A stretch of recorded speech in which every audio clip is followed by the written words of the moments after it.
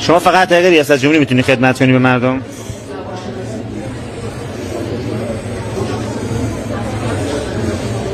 شاید اینجا که میفرمایید یا جای دیگه. کجا؟ دیگه با خدای باری تعالی. نه سوال منو جواب ندادی. شما فقط طریق رئیس جمهور شدن میتونی به مردم خدمت کنی؟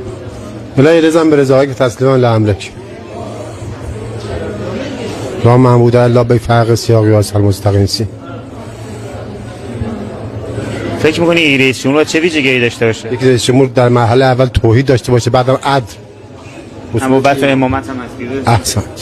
معاد روز قیامت. احسنت. بعد فکر میکنید که مهمترین وظیفه یک رئیس جمهور در قبال مردمش چیه؟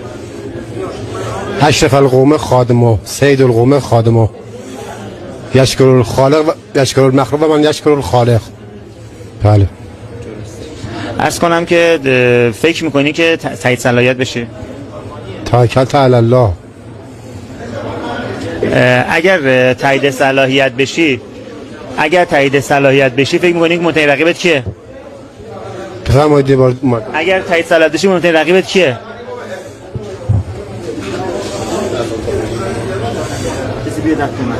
بسم الله الرحمن الرحیم و قل رب ادخلنی مدخل صدق و اخرجنی